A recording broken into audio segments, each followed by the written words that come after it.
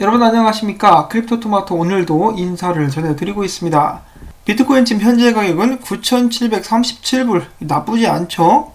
여기서 좀 더 축적 기간을 거친 후에 $10,000에 도전하려고 준비를 하고 있는 듯한 그런 모습을 보여주고 있는데요. 비트코인 도미넌스는 낮아짐과 동시에 알트코인과 비트코인 가격이 동시에 상승하고 있는 아주 아름답고 이상적인 그림의 한 장면이 연출이 되고 있습니다.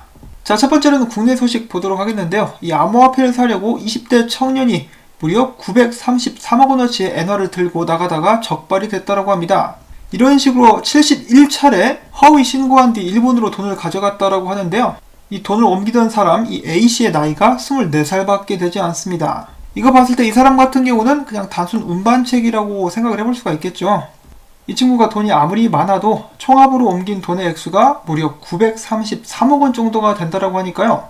이 사람 뒤에는, 이 청년 뒤에는 국내 세력들이 자리를 잡고 있는 것이 아닌가라고 한번 생각을 해볼 수가 있겠죠. 이 개평도 엄청 많이 받았겠어요. 자, 아무튼 이 A씨가 돈을 들고 출국하려던 나라 일본 같은 경우는 자민당 정치인들이 나서가지고 중국의 디지털 화폐인 위안화에 대응하기 위해서, 견제하기 위해서 국가 차원에서 마찬가지로 CBDC 발행을 검토하고 있다고 합니다. 정치인들이 나서서 이런 움직임을 보여준다는 거 이제 꽤 일본으로서는 긍정적이라고도 볼 수가 있겠죠. 중국도 하고 일본도 하니까 한국에서도 좀 더 적극적으로 나서가지고 관련된 연구를 진행할 수 있으면 좋겠습니다. 자, 그리고 호주 같은 경우는 무려 1년간의 준비 과정을 거쳐서 중국에 이어서 국가 블록체인 계획을 발표하게 될 것이라고 합니다.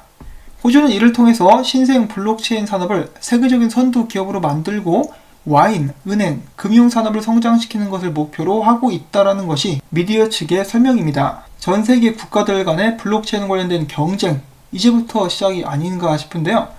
한편 중국 같은 경우는 신종 코로나 우한 폐렴을 모니터링하기 위해서 블록체인 기술을 적용하겠다라고 밝혔습니다. 그런데 문제는 블록체인에 입력되는 그런 숫자 자체를 조작을 하게 된다면은 결국 여기에 블록체인 기술을 적용하는 것이 무슨 의미가 있을까 싶은데요. 그들은 가짜 통계를 사람들에게 전달을 하는 것으로 많은 의심을 받고 있죠. 그런 부분들을 종식시키기 위해서 블록체인을 끌어들이는 게 아닌가 싶은데요. 어디 중국이 블록체인마저 조작할 수 있는지 저희가 그런 부분들도 한번 기다려서 보도록 하겠습니다. 자, 그리고 이어서 최근에 알트코인들의 반란이 심상치 않은데요. 비트코인 대비 6개월 횡보 국면을 탈피하면서 알트코인 시즌에 전조를 야기하고 있다는 소식입니다. 이 차트를 보시면 6개월간의 비트코인과 알트코인 시총을 봤을 때 저항선을 뚫고 상승하면서 알트코인들이 춤추고 있는 그런 모습들이 연출이 되고 있는데요. 여기서 한 가지 주의해야 될 것이, 지난번에도 이제 작년 같은 경우도 비슷한 모습이 연출이 되었었다가 비트코인 가격이 떨어지면서 흡성 대법을 써서 알트코인이 더욱더 크게 하락하는 그런 모습이 나온 적이 있었죠. 이 기사에서는 그런 점을 좀 조심해야 된다라고 이야기를 하고 있긴 한데요. 일단 비트코인 기세가 좋기 때문에 참고적으로만 알아두시면 좋을 것 같습니다.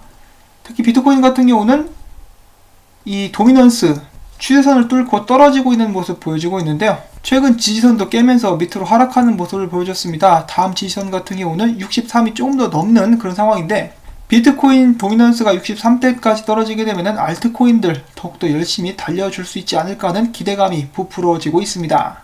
자, 그 다음에 알트코인 소식 중에 메인 소식이라고 볼 수가 있는 그런 뉴스입니다. 보시다시피 저스틴 선이 드디어 워렌 버핏과 저녁 식사를 했다고 합니다. 점심이 아니라 저녁을 먹었어요. 그러면서 암호화폐에 대해서 이야기를 했다고 하는데요. 뭔가 사진이 살짝 어색하긴 하지만은 뭐 뻥은 아니겠죠. 그들이 어떤 이야기를 나눴는지 자세한 사항은 나와있지 않지만은 최근에 이 트론 최대 발행 물량 한계가 사라지게 되면서 많은 논란을 겪었었는데, 이 저녁 식사를 통해서 해당 문제를 거의 완전하게 잠재울 수가 있었는데요. 바로 트론이 엄청나게 상승을 했기 때문입니다. 자, 40억원짜리 저녁 식사 어떤 맛이었을지 궁금한데요. 일단 그래도 저스틴 선이 자기가 한 말을 지키게 되어서 암호화폐 시장에는 그래도 긍정적이지 않나 라는 생각을 한번 해보고요. 그 다음에 계속해서 다음 소식 보도록 하겠는데, 암호화폐 ATM 업체인 코인플립에서 스텔라 루엔을 지원하겠다라는 소식이 나왔습니다. 코인플립은 미국 전역 주유소 및 편의점에 총 450개의 ATM을 운영을 하고 있습니다. 이더리움 클래식이 피닉스 하드포크를 6월 10일로 연기하게 되었다는 소식이 나왔고요.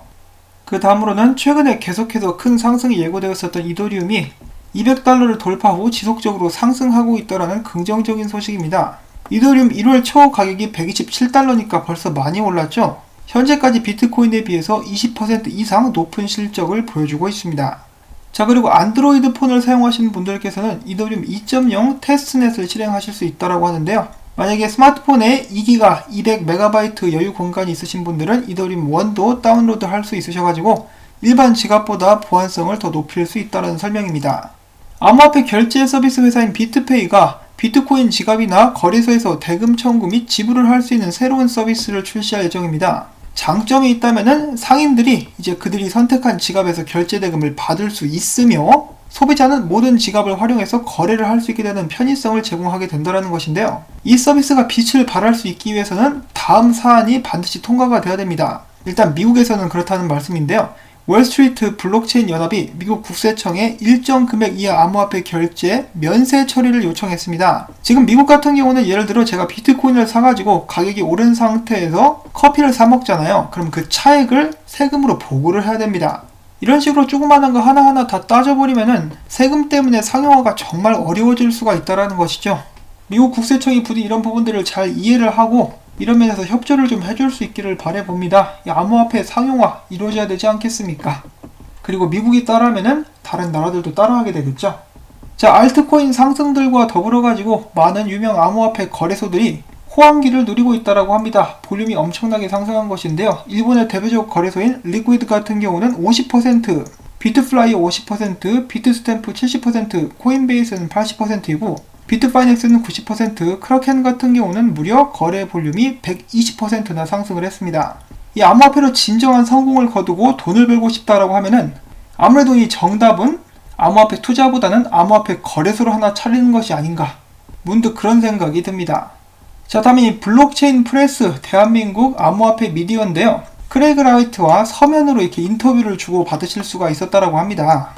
이에 따르면 크레이그 라이트 같은 경우는 올해 사토시로서 또 책을 출간할 그런 계획을 세우고 있다고 하는데요.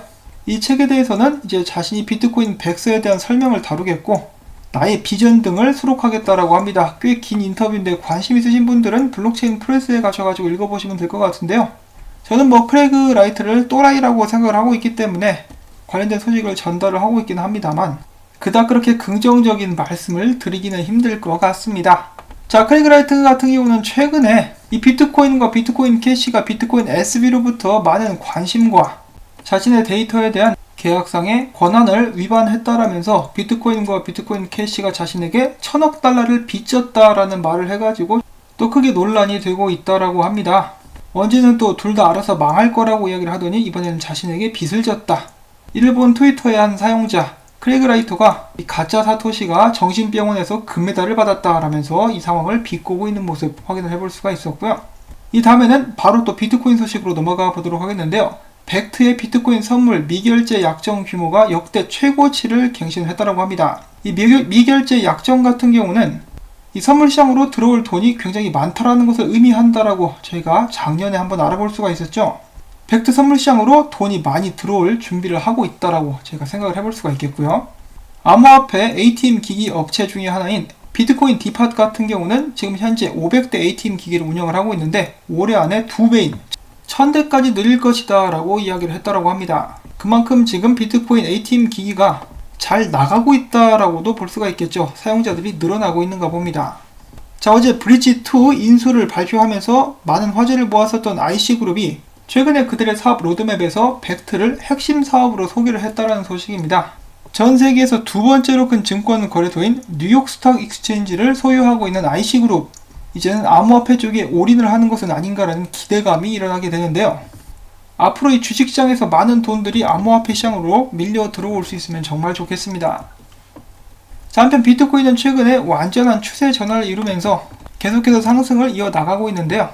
아직까지도 기세가 굉장히 좋은 그런 모습을 확인을 해볼 수가 있었고 최근에 또 중요 지지선 하나를 뚫고 올라가가지고 안착을 한 듯한 모습을 보여주고 있죠. 이를 두고 많은 사람들이 긍정적인 전망을 내놓고 있는데 어제는 톰리가 여름까지 비트코인이 27,000달러까지 상승할 수 있을 것이다 라고 말을 하는데 이어서 이 톰리의 부하라고 볼 수가 있겠죠. 펀드스트릿의 분석가가 비트코인이 2020년 1분기까지 10,000달러에 안착하게 될 것이다 라는 말을 남겼습니다. 자, 여름까지 27,000불 가려면은 1분기에 안착을 해야 되겠죠. 자, 아무튼 이 톰리와 톰리의 부하는 비트코인의 지속적인 상승을 예측을 해주고 있는 가운데 이 비트코인의 핵심 기술이라고 볼 수 있는 라이트닝 네트워크에 관련된 소식이 나왔습니다. 이 비트맥스 최근 보고서에 따르면은 비트코인 라이트닝 네트워크에서 지금까지 6만 기상의 비협조적인 채널을 폐쇄했다고 합니다. 비협조 채널이란 것들은 악의적인 사용자가 라이트닝 네트워크에서 의도적으로 부정행위를 범하는 싸가지 없는 놈들이 운영하는 채널이라고 하고요. 이 채널들을 폐쇄하는데 무려 1070개의 비트코인이 소모가 됐다고 하네요. 자, 하루빨리 이 라이트닝 네트워크가 사용화될 수 있는 그날을 기다려보면서 비트코인 분석을 또 잠깐 보도록 하겠습니다. 이 코인데스크 같은 경우는 비트코인이 조만간에 $10,000에 도전하게 될 것이고 조정을 겪더라도 오래가지 않을 것이다 라고 분석을 했습니다. 지금 현재 비트코인이 주요 저항선들을 멋지게 뚫었죠. 그 후에 기술 지표들 역시 굉장한 강세를 보여주고 있는데요. 아직까지 이 상승을 주도하고 있었던 세력들은 피로함을 느끼지 않는 상태이고 과매수도 되지 않은 그런 상태이기 때문에 이 $10,000에 조만간 도전하게 될 것이다 라고 예측을 하고 있는 것이죠. 그리고 $10,000까지는 주요한 저항선조차 없다라고 합니다. 이 세력들이 언제든 마음만 먹으면 후딱 뚫어버릴 수도 있을 것 같은데요. 뭘 그렇게 뜸을 들이는지. 코인데스크에 의해서 뉴스 BTC 같은 경우도 비트코인과 달러 거래상이 9,750달러 선을 성공적으로 돌파하게 되면은 더 큰 상승세를 보일 수 있다라고 예측을 하고 있습니다. 그 다음은 1,200달러까지 갈 수가 있다라는 것인데요. 만약에 비트코인이 떨어지게 된다 그러면은 9,500달러의 지지선, 9,420달러의 지지선이 있다라고 합니다. 조정을 받을 때 이 부분까지 떨어질 수도 있다라는 것이죠. 자, 이어서 각 마진 거래소별 롱숏 포지션 잠깐 보도록 하겠습니다. 비트맥스는 롱 포지션이 83%, 비트맥스는 57%, 바이낸스 같은 경우는 60%로 모든 3개의 거래소에서 롱 포지션이 우위를 점하고 있는 모습을 확인을 해보실 수가 있습니다. 계속해서 지속적으로 숏이 높았었던 바이낸스에서도 이제는 롱이 높은 모습을 보여주고 있는데요. 그만큼 모든 사람들이 비트코인의 상승을 예측하고 있는 것이다 라고도 볼 수가 있겠습니다. 물론 이렇게 되면은 이 세력들이 롱의 뚝배기를 깨기 위해서 가격을 올리는 척 하면서 쭉 내려버리게 되는 그런 경우도 나올 수가 있으니까 이런 점도 저희가 유의를 해야 되겠죠. 자, 그리고 마지막으로 최근에 비트코인 부자 쌍둥이 중에 한 명인 카메론 윙클보스가 이렇게 이야기를 했다라고 합니다. 지금 이렇게 비트코인 시장에 일찍 들어온 사람들, 이 사람들은 언젠가 그 대가를 보상받게 될 것이다. 그러면서 수많은 비트코인 옹호론자들이 하는 말이 있죠. 현재 전세계 100만 장자들의 숫자는 3,600만 명, 비트코인은 2,100만 개가 채 되지 않기 때문에 100만 장자 1명당 비트코인 1개가 돌아갈 수가 없다. 그런 면에서 봤을 때 비트코인 가격은 더욱더 쭉쭉 올라가게 될 것이다. 지금 저희 시청자분들 모두 이 암호화폐 시장에 굉장히 일찍 들어오신 분들이십니다. 비트코인이 미래에 정말 크게 성공할 수 있다면 그 성공을 여러분들께서도 나누어 가질 수 있게 된다는 것이죠. 그날이 하루빨리 올 수 있기를 바라보면서 저는 오늘 영상 여기서 인사를 전해드리려고 합니다. 그리고 참고로 이 쌍둥이들 같은 경우는 전체 비트코인 발행량의 1%를 가지고 있다고 합니다. 엄청난 부자들이죠. 아마 지금도 계속해서 매집을 하고 있지 않을까 싶은데요. 앞으로의 비트코인 시세가 전세계 부의 이동에 어떤 영향을 끼치게 될지 그런 부분들도 관심있게 지켜보면 재밌을 것 같습니다. 자, 오늘 전달해드린 소식들이 여러분들께 도움이 되셨거나 즐거우셨다면 이 좋아요 버튼 그리고 광고 영상 시청을 마지막까지 영상 재생을 시켜두시고 다른 볼일을 보셔도 되고요. 그렇게 해주신다면 제가 앞으로도 계속해서 이렇게 좋은 정보를 전하는데 정말 큰 힘이 되겠습니다. 여러분들의 도움 없이는 이 채널은 운영될 수가 없으니까요. 다시 한번 부탁의 말씀 그리고 감사의 말씀 전해드리면서 전 다음에 또 새로운 소식 들고 인사드리겠습니다. 안녕히 계십시오.